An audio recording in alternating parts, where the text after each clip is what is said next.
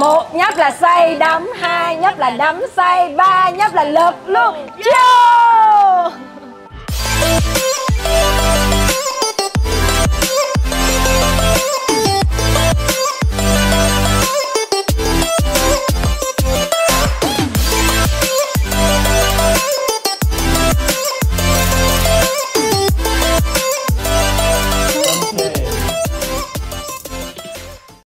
Xin chào mọi người đã quay trở lại với Hạnh Around Channel. Và như đã chia sẻ với mọi người tập trước thì Hạnh đã chuẩn bị sẵn rất là nhiều chai champagne ở đây, ướp lạnh sẵn sàng để chờ những người bạn. Ngày hôm nay sẽ là những vị khách mời là những cô gái độc thân, vui tính, xinh đẹp và sexy. Những người bạn của Hạnh chúng tôi sẽ có một buổi tiệc thưởng thức champagne, ngắm trời mưa rơi rất là romantic, rất là lãng mạn. Không biết là những người bạn của Hạnh đến đâu rồi ta? Xin chào. Hello chị. Long time no see. Ngày hôm nay chúng ta có một cái trải nghiệm làm party mà buổi trưa bằng ngắm mưa rơi rất là lãng mạn. Hôm nay em có mang một cái chai này, em thấy ở trong bar nó có hay tổ chức sinh nhật bằng cái này thì em thấy cái champagne này nó rất là ngon cho nên là hôm nay mang cho mọi người uống. Góp vui phải không? Đúng rồi, uống thử xem. Nhìn cái chai này là biết đây là một cái dân chơi chính hiệu nha mọi người. Đây, thường xuyên đi bar, có đèn nữa nè. Đó, có đèn lấp lánh. Nhưng mà chị phải chia sẻ với em một cái thông tin như thế này. Mọi người đi bar, mọi người thường thấy cái chai này có đèn lấp lánh rồi có nhãn vàng này kia, nghĩ nó là champagne sang chảnh. Nhưng mà thật ra chai này chỉ được gọi là sparkling wine thôi, có nghĩa là rượu vang sủi tăm thôi. Nó không được gọi là champagne bởi vì xuất xứ của nó không được làm ra từ vùng champagne. Tại vì chỉ những chai rượu được sản xuất tại vùng champagne thì mới được gọi là champagne và phải gắn cái chữ champagne ở trên cái nhãn hiệu của mình. Đó là một cái điều cao quý và một cái vinh dự khi mà những chai champagne được gắn chữ champagne lên. Còn chai này là không có chữ champagne nha mọi người. Và xuất xứ của nó là cũng là sản xuất từ vùng Burgundy, cũng là một vùng Vậy của thì Pháp. làm sao mà mình biết được một chai champagne như thế nào chị nhỉ?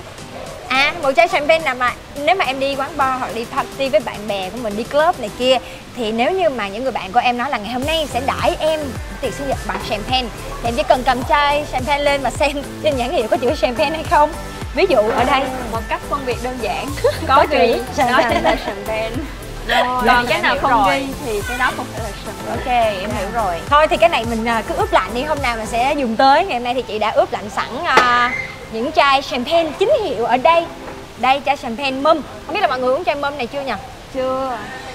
Chai này nhìn cái này nó khác là nó có những cái giống như cái ruby băng á ha. Nhìn nó giống như là nó sang chảnh hả? Trang trọng hơn là những cái chai champagne bình thường. Huy không biết cái này nó khác cái gì không? Vậy thì kể cho mọi người qua một chút xíu là tại sao ngày hôm nay đãi mọi người chai mum này. Thật ra là mum có cái vintage của nó cũng là lâu đời lắm, 1827. Mà năm 1876 thì nhà mum là nhà làm rượu mum vinh dự được chính phủ Pháp trao tặng một cái huân chương có tên gọi là Legion d'honneur, là bắt đẩu bội tinh, là một trong những huân chương cao quý nhất dành cho những người có những cái đóng góp to lớn với đất nước. Thì khi mà họ được cái huân chương này thì họ được cái khoác lên mình cái ribbon màu đỏ, cho nên vinh dự là trên chai mum sẽ được cuốn một cái ribbon màu đỏ như thế này. Nói chung là phải cao quý lắm mới được cái ribbon chứ không phải là chai nào cũng có, đúng không? Đúng chính xác.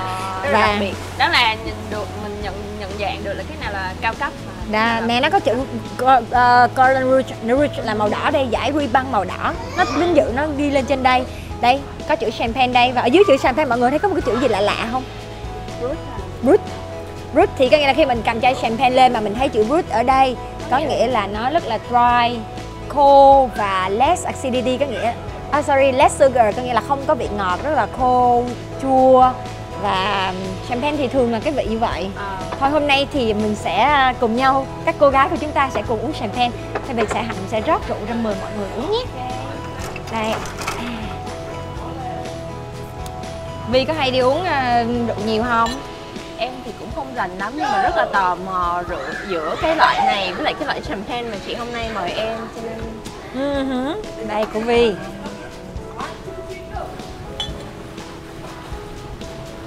nó có bọt rất là nhiều. Đây, bọt.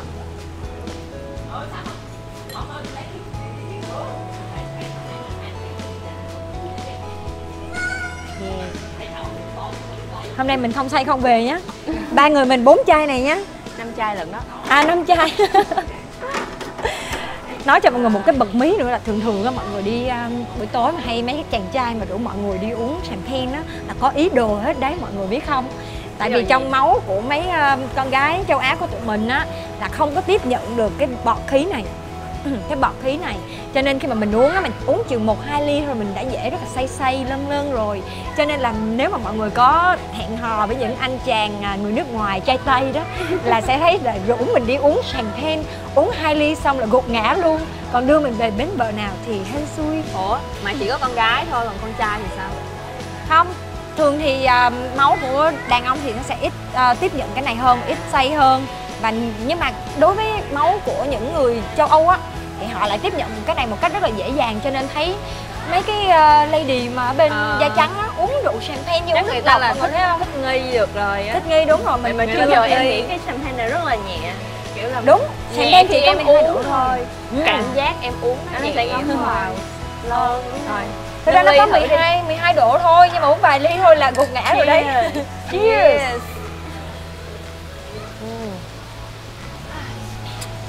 Cảm nhận của mọi người khi nếm rượu này như thế nào?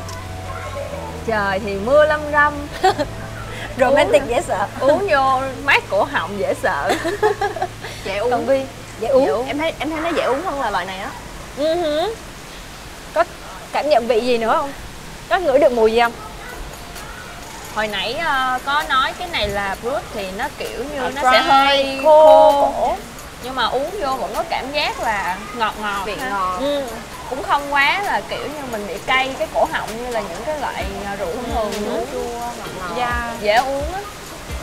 Thì thường uống cái này thì mình sẽ ăn kèm với lại những... Thật ra là thường khi mà uống đến champagne rồi á là mọi người đã bắt đầu đi party, đi club. Lúc đó là mọi người chỉ có nâng ly và uống liên tục thôi. Còn thường á, trước khi mà uống champagne thì mình sẽ có ăn tối, đúng không? Ăn tối thì lúc đó là mọi người sẽ uống vang trắng, uống rosé, vang trắng, vang đỏ. Lúc đó là mình đã ăn no rồi. Vào tới khúc này rồi chỉ có tiệc tùng thôi, cho nên là rất dễ hangover. Overnight. Nè mọi người để ý nha, trên cái màu rượu á có nhiều cái bọt bong bóng. Khi mà ai mà mời mọi người uống champagne nha, mọi người thấy là cái bọt này càng nhỏ, càng dày, càng có sủi tăm càng nhiều thì champagne nó càng tốt, càng xịn. Vậy hả? Còn mà ai mà thấy rót cho mình champagne mà mới rót ra xong là hết bong bóng rồi, không còn sủi tăm nữa, thì nó là không phải là loại thượng hạng. Cũng có thể là champagne mang sủi tăm bình thường mà không đạt chất lượng. Và cái màu vàng á, mọi người thấy cái màu vàng này, màu vàng như thế nào? Vàng nó rất là trong á, nó cũng nhạt đúng không? Nó trong á. Dạ, cái màu vàng này thể hiện là cái độ tuổi của cái champagne này cũng trẻ thôi, nó mới vài năm thôi, nó không có quá cũ quá lâu năm. Còn cái champagne nào mà mọi người thấy nha, vừa có nhiều bọt, vừa đậm, mà cái màu vàng của nó là màu vàng hơi đậm, hơi giống cái màu trà đá của mình đó. Thì nó sẽ là có vintage nhiều năm hơn. Nói chung là càng đậm màu là nó sẽ càng nhiều năm tuổi. Đúng. Xỉn chưa? Chưa mà đúng không? Miếng nữa đi. Yes.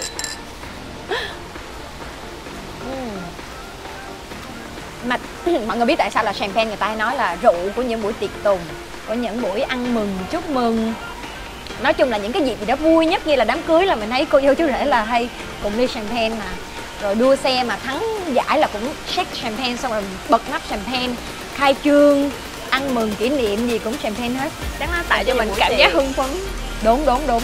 Thì ngoài cái lý do đó nữa thì champagne cũng là một trong những cái rượu gọi là sang chảnh nhất so với các dòng vang khác, và được mệnh danh là loại rượu của những buổi tiệc.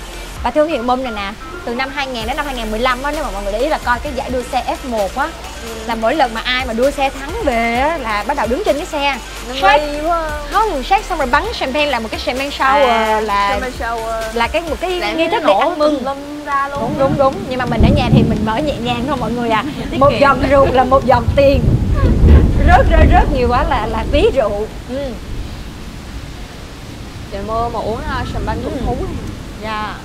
Mà nãy giờ thấy mọi người uống đúng top đó, gọi là mọi người không có uống một lần mà một cái là hết ly luôn. Uống như vậy thì sẽ không cảm nhận được cái hương vị của rượu nữa. Không, cũng có nhiều người uống một lần một cái là hết ly luôn, thì chắc là uống chừng 2 ly là knock out luôn, xỉu luôn. Mình uống từ từ như vậy thì mình sẽ từ từ tới tối. mình nhấm nháp. Không, em nghĩ những người mà uống lần như vậy chắc là đủ lượng chắc cũng rất là cao.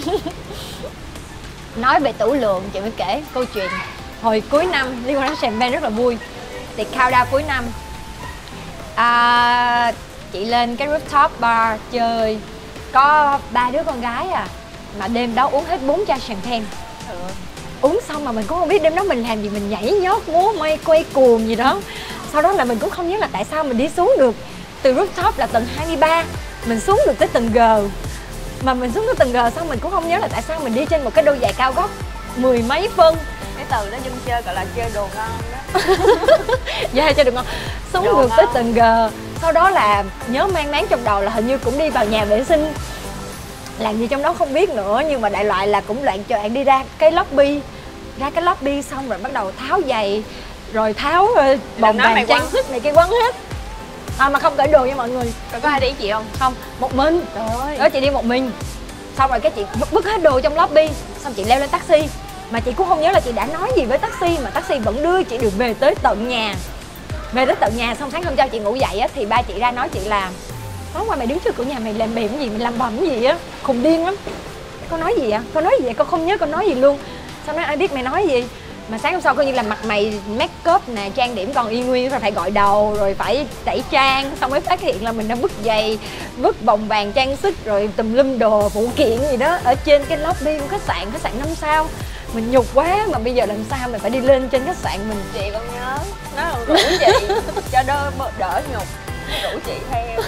Đi theo lấy Nói cùng Bo cùng ơi về. đi lên hỏi coi ở trên đó lễ tân có ai cất giùm mình không.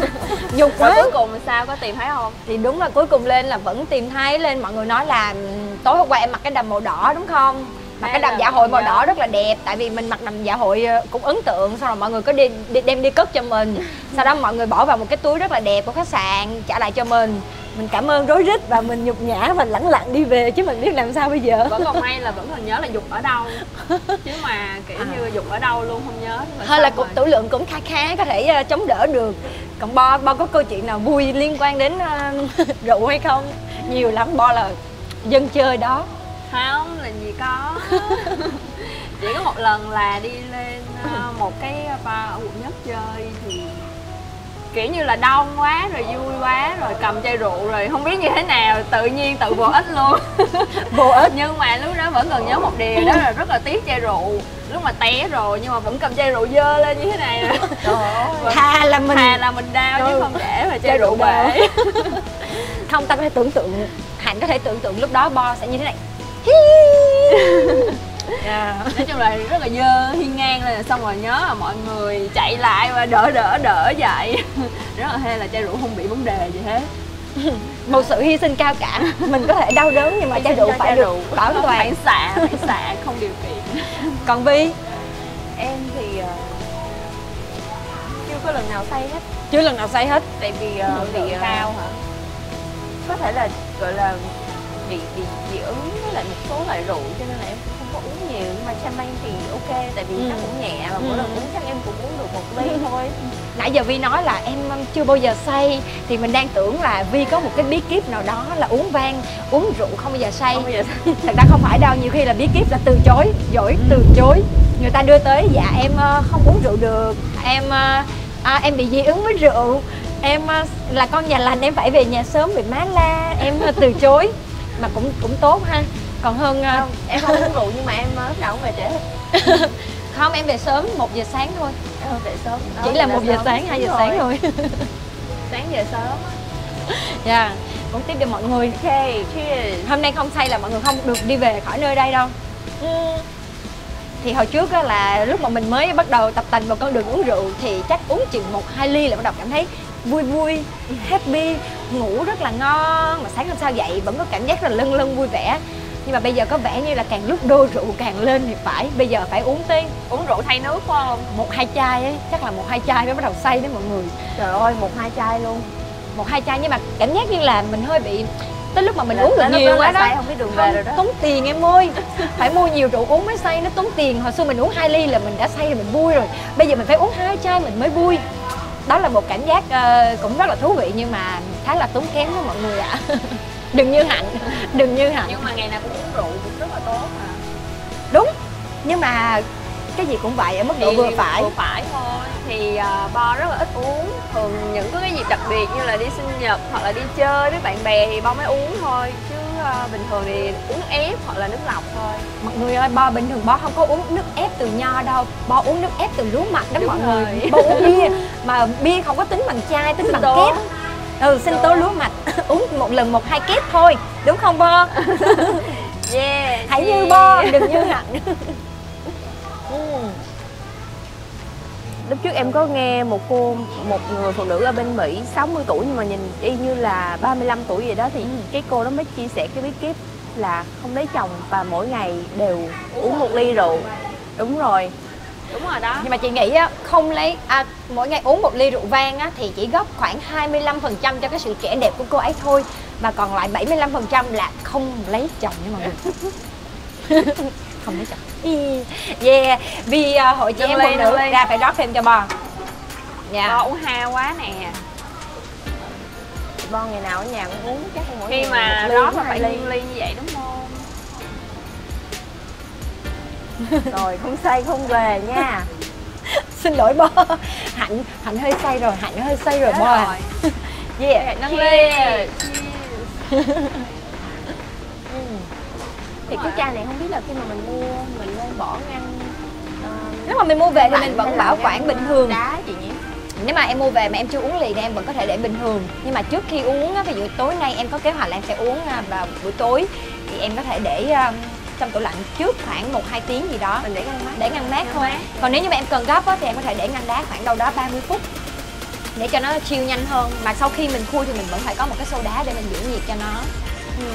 Và bây giờ thì chị thấy là xu hướng là mọi người rất là thích. Giống như chị em mình rủ nhau về nhà của ai đó, xong rồi ngồi ở đâu đó một cái không gian rất là đẹp, chill, uống rượu với nhau, chứ ít khi đi ra ngoài quán bar nữa. Tại vì bây giờ cũng dịch bệnh này kia, bảo vệ sức khỏe và có một cái không gian nói chuyện với nhau vẫn thích hơn, đúng không? Bây giờ Hạnh sẽ rất là hạn chế đi quán bar tại vì sợ bị bệnh lắm mọi người ạ. Vì sức khỏe. Vì sức khỏe, nâng ly vì sức khỏe. Yeah.